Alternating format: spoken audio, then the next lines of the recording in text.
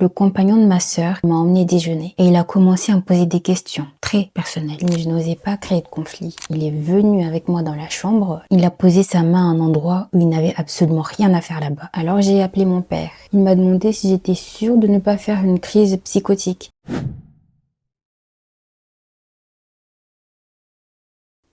Bonjour à tous, j'espère que vous allez bien, moi ça va super. Je vous viens aujourd'hui avec un « Que dois-je faire ?» J'espère que ça vous plaira et on passe directement au vif du sujet. Que dois-je faire après que le compagnon de ma sœur ait profité de ma dépression pour tenter de dépasser les limites avec moi? Moi c'est Laurie, j'ai 22 ans et ces derniers mois, je traverse une dépression assez sévère. Bien sûr, je ne suis pas seule, ma famille et mes amis font de leur mieux pour essayer de me soutenir. Et l'histoire que je vais vous raconter s'est passée hier matin. Le compagnon de ma sœur, qui a 38 ans, m'a écrit pour me proposer de jeter un œil sur ma voiture qui avait un problème. Alors, j'ai pas vu le problème en soi parce qu'il a jamais vraiment eu de comportement louche envers moi. Il a fait plus d'1 heure de route pour m'aider avec ma voiture. Il l'a inspectée, l'a nettoyée et pour me remonter le moral, il m'a emmené déjeuner. Il a même rempli mon réservoir à ses frais. Il m'a dit que mes phares avaient besoin d'un petit entretien et que si je venais passer la soirée chez lui et ma sœur, il pourrait s'en occuper. Chose que j'ai fini par accepter parce qu'après tout, c'est chez ma sœur. Et puis honnêtement, ça allait me faire du bien d'être un peu entourée. Alors il faut savoir qu'il a toujours eu un humour assez particulier, un peu borderline parfois. Mais jusqu'ici, je n'ai jamais eu aucune raison de m'inquiéter. Mais sauf que cette fois, c'est allé beaucoup trop loin. Et il ne s'est juste pas limité à son humour bizarre. Vous allez voir. Une fois que ma sœur est allée se coucher, l'ambiance a tout de suite changé. Je suis pas allée dormir tout de suite parce que j'avais pas sommeil. Alors je me suis installée pour dessiner un peu. Et il a commencé à me poser des questions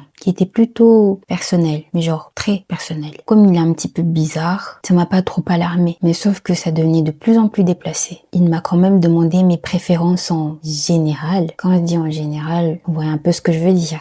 Puis a commencé à faire des remarques sur le fait de dessiner mais moins habillé. Sacré humour. Et bien sûr, toujours sur le ton de la pseudo-blague. Et ensuite, il a commencé à manipuler mes stylos de manière très suggestive.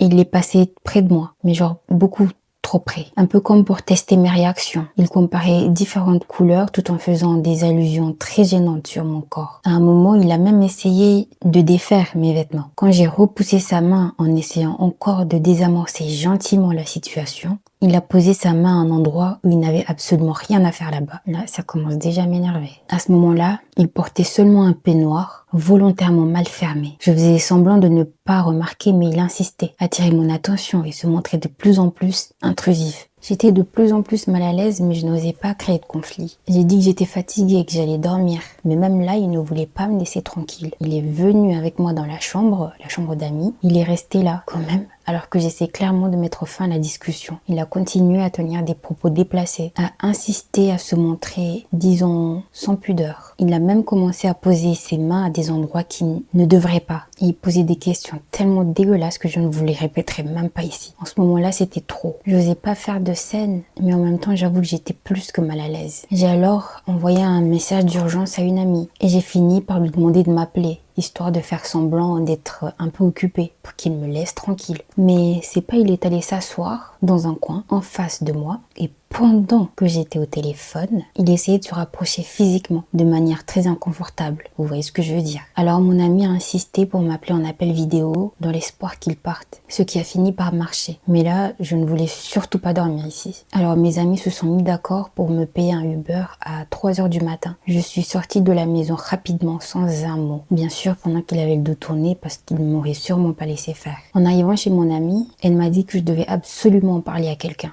Et vous ne devinerez jamais ce qui s'est passé ensuite. Alors j'ai appelé mon père. Il m'a demandé si j'étais sûre de ne pas faire une crise psychotique, ce qui n'avait absolument aucun sens. Je n'ai jamais fait aucun délire et je n'ai aucun diagnostic de ce genre. Je suis juste dépressive, je deviens pas non plus folle. Là, je suis complètement perdue. Cet homme, je le connais depuis mes 12 ans. Il a toujours été là pour ma sœur et pour nous. Il a un enfant avec elle et je ne veux pas détruire leur famille. Surtout que je ne suis même pas sûre que quelqu'un me croirait. Depuis mon arrivée chez mon ami, je n'ai pas bougé de son lit. Je pleure, je doute de moi-même.